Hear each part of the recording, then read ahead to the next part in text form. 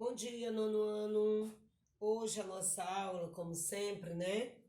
Nono ano, manhã, nono ano, tarde. Nono ano, manhã é a parte da gramática do texto. Nono ano da tarde é a parte do texto e da gramática. Então, eu vou corrigir texto e gramática, que serve para o nono ano da tarde, e a gramática, que vai servir para o nono ano da manhã e nono ano da tarde. Certo? Então, vamos lá, copiando a agenda. Temos aqui a agenda.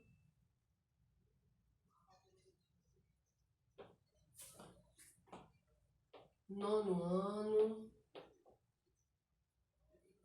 M de manhã e T de tarde, ok?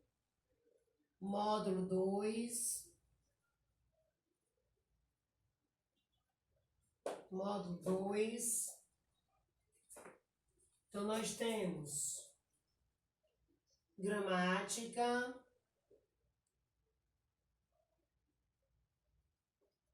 nono ano da manhã, que é do texto, né? Quando o texto tem que fazer assim. Correção.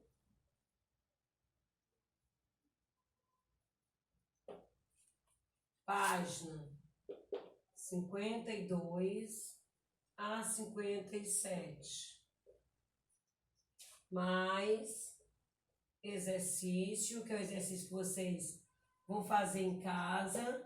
Exercícios da página 58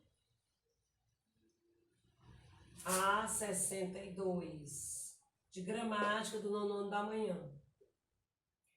E agora vamos ao texto e gramática do nono ano da tarde.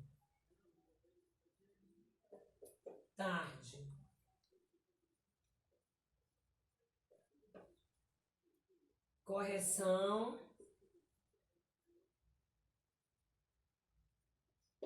da página 45 a 57, que é incluindo texto e gramática, né? Mais exercício, que é de classe e casa. Isso aqui é classe e casa, tá? Exercícios, classe e casa. Página 58.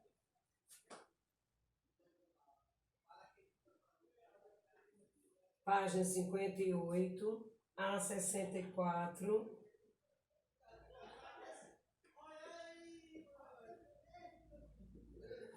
Mais página 68 a 75. Certo? Então, vamos lá a correção.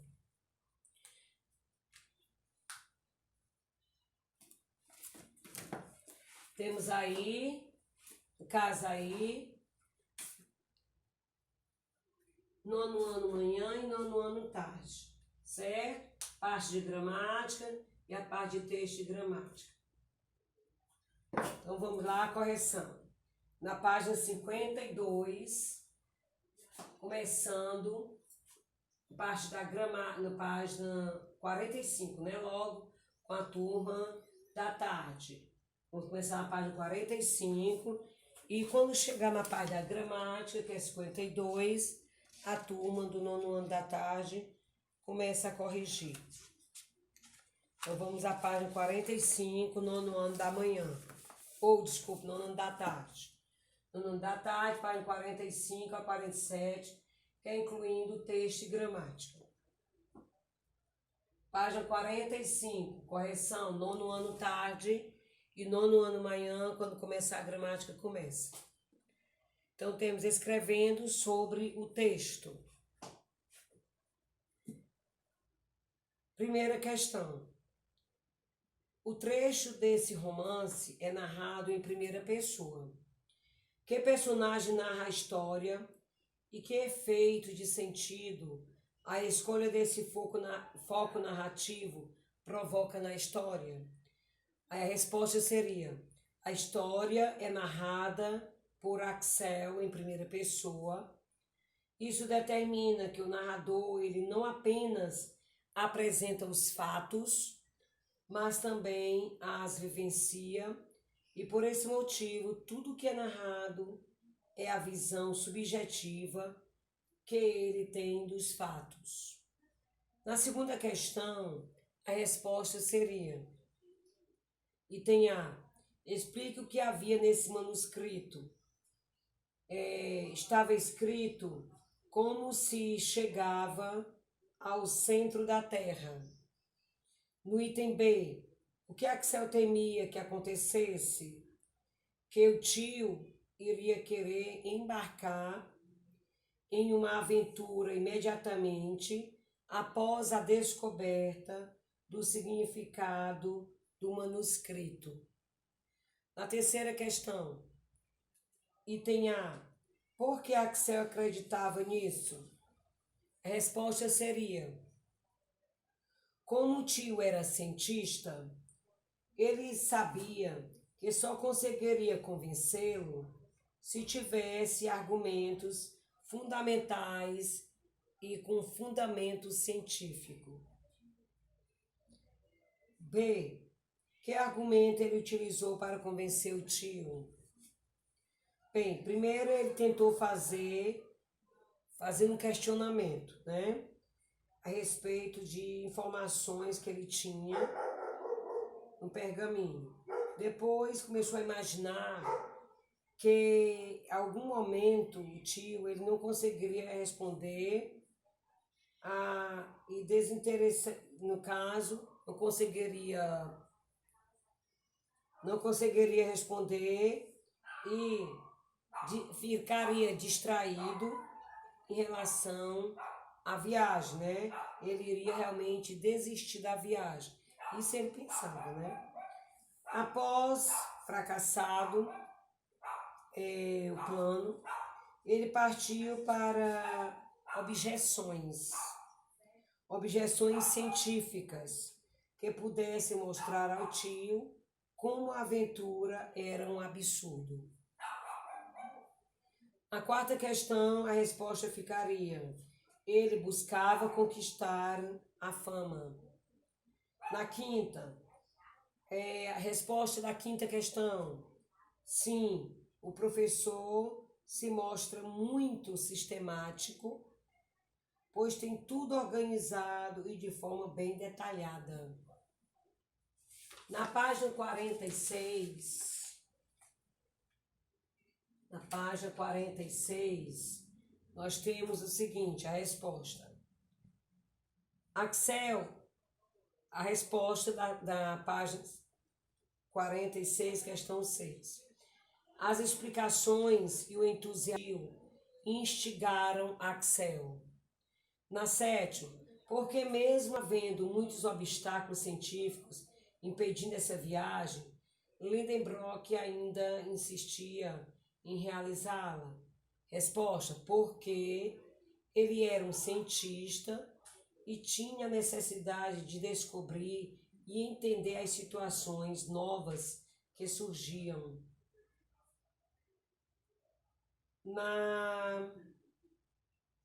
Conversando sobre o texto, Axel ele expõe uma teoria científica, segundo a qual o caráter existente no centro da Terra impediria a realização da expedição. Leia com atenção o texto que explica essa teoria. Então, nesse caso aqui, todas as duas respostas, né, seriam pessoais. A primeira, a segunda, e nós teremos uma terceira também, né? Na página 47, tem: explique o conflito entre Axel e seu tio. Aí a resposta é pessoal, mas você poderia botar mais ou menos assim, né? Axel ele procurava se pautar nas pesquisas científicas e também, enquanto seu tio pautava-se em suposições, ele estudava, fazia trabalhos científicos para fazer suas comprovações. Então, nós temos aqui, releia o trecho. O importante é que a ciência se aperfeiçoa e toda a teoria é sempre destruída por uma nova teoria. O que Lindenbrock quer dizer com essa afirmação? Que novas descobertas estão sempre surgindo e, consequentemente, as teorias podem ser aperfeiçoadas com complementos anteriores e muitas vezes dando lugar a uma nova teoria. Explorando a linguagem, na página 47. Para fazer em casa. Nos trechos, sentou-se a uma ponta de sua mesa de trabalho e eu a outra. Nomes são de uma expressão, identifique-a e explique por que isso ocorreu. Resposta: ponta de sua mesa de trabalho. A omissão ocorreu para evitar uma repetição desnecessária, já que por meio do contexto é possível identificar no termo suprimido, que é o caso dos pronomes relativos, né? A supressão, suprimir um termo, foi repetido. Na segunda questão, quando fazemos um chamamento, que é o vocativo, ou apelo para uma pessoa, dizemos que se trata de um vocativo. Identifique no quinto parágrafo 2 exemplos de vocativo. Então, nós temos: Axel, você é um rapaz muito inteligente, né? Jamais esquecerei aquilo. Meu rapaz é o vocativo. E você terá sua parte na glória que iremos conquistar. Na terceira questão, seria a resposta, a palavra em destaque, meu rapaz, meu, seria meu prezado rapaz. Na B, a resposta seria da B, a palavra é um pronome possessivo, que é meu, ela expressa afetividade. Na quarta questão, por que foram usadas as aspas no trecho? E agora, pensei, ele está de bom humor. Chegou a hora de discutir essa glória. Então, qual seria a resposta? Para indicar os pensamentos do personagem. Os pensamentos do personagem, uma frase que ele escreveu, falou, né? Na quinta, item A resposta significa falar sem receio o que pensa. Na quinta questão, item B, resta conotativo, que é justamente figura de linguagem, pois não está no sentido literal. Na página 48. Na página 48 seria conectores. Na primeira questão, item A, seria quem e os, seria a resposta. No item B, a resposta seria: esses termos pertencem à classe dos pronomes e substituindo termos ditos anteriormente. Isso deixaria o texto cansativo e repetitivo. Na página 48, na segunda questão, no trecho, Axel se referiu a Lindenbrock em 3 momentos de forma diferente. Item A, identifique os termos utilizados para fazer essa referência. Então, a resposta seria tio, professor, e meu, severo, interlocutor. No item B, a resposta seria porque são palavras e expressões sinônimas. Porque são palavras e expressões sinônimas. Na página 49. Na página 49, nós temos a quarta questão, né? Na quarta questão, temos uma biografia do grande escritor Carol, né? Então, nós vamos fazer perguntas sobre essas questões. Item A. Identifique nesse texto e copie exemplos de elementos coesivos por reiteração e por substituição. Reiteração seria suas obras, seus textos, e substituição, ele refere-se a Karel, Capek. Na letra B, a resposta seria ao mesmo tempo que, você coloca em negrito, ou então sublinha. A expressão está relacionada ao fato de as obras de Karel abordarem na mesma proporção do progresso tecnológico e o combate ao pensamento estreito e à corrupção e à ambição. Na quinta questão, temos um poema de Luiz Vaz de Camões, do poeta Carlos Nejar, onde diz assim: não sou um tempo, sou uma cidade extinta, civilizei a língua e fui resposta em cada verso. E a fome condenaram-me os perversos e alguns os poderosos.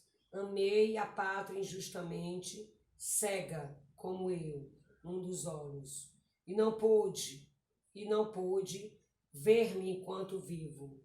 Regressei a ela com os olhos do meu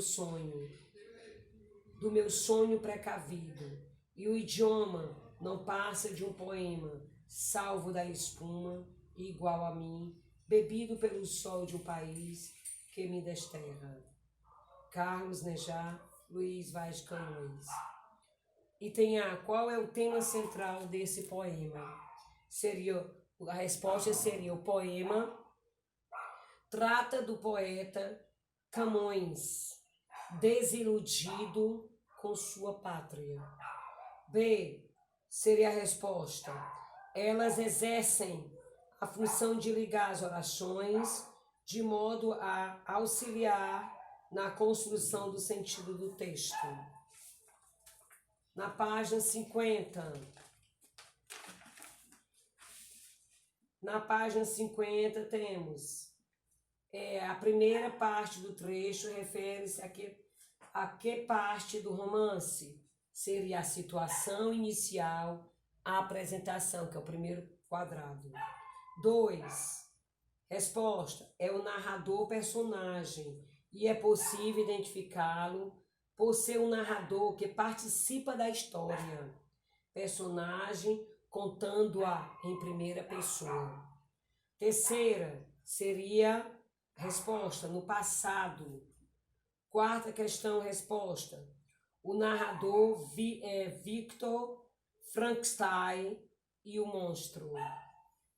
Quinta resposta: o nascimento do monstro. Sexta resposta: o narrador personagem está fugindo com medo do monstro que ele havia criado. Sétima resposta: sentiu amargura e desapontamento.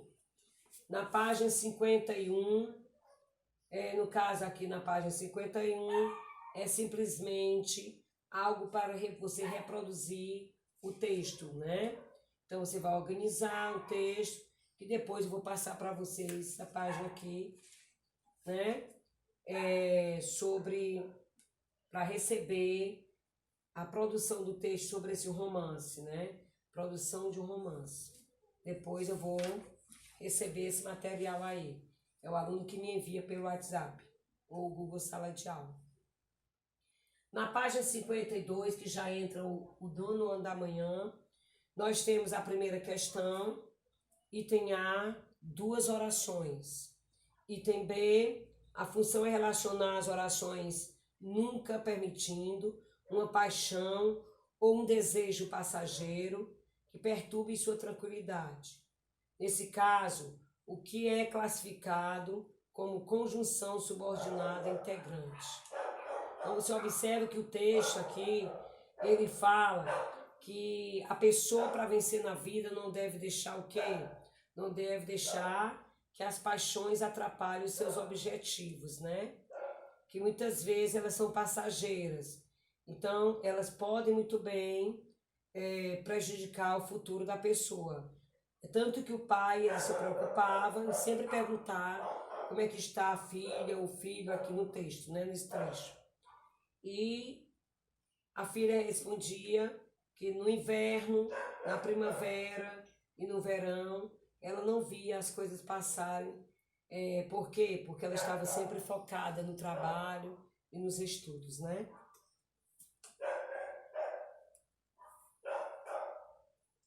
Na letra C, nós temos duas respostas, que relaciona duas orações, e a outra resposta que substitui a palavra folhas. Na página 52, na segunda questão, no item A, temos a resposta à frase 2 em algarismo humano. Na 53, né, é só explicações. Na 54, é explicação. Na 55, nós temos onde e aonde, tá? Nós temos aqui uma tirinha, tá? Onde tem perguntas. A primeira questão, da página 55, a resposta do item A é onde. Do item B é cozinha. Do item C, lugar concreto. Na página 56, nós temos resposta da questão 1, item A, que é informal, pois empregou a forma verbal zoé, a expressão para caramba, a expressão idiomática, jogo verde, o verbo ficar, a forma verbal tô em vez de estou, a forma verbal tem como verbo impessoal em vez do verbo existir ou haver. Na letra B, a resposta seria não, pois o verbo estar reage à preposição em. Na item C, mas no meio em que eu estou, seria a resposta. A segunda seria o último quadrinho. Leonardo foi estudar na irmã de Mateus. O que vai lhe ensinar ciência? A qual vai lhe ensinar ciências? Leonardo vai estudar na irmã de Mateus, a qual vai lhe ensinar ciências. Na terceira questão, fala sobre as frases de ambiguidade do exercício anterior, eliminando a ambiguidade, né? Ele se casou com a irmã do Conrado, a qual se formou em ciências de computação. Ele se casou com a irmã de Conrado, o qual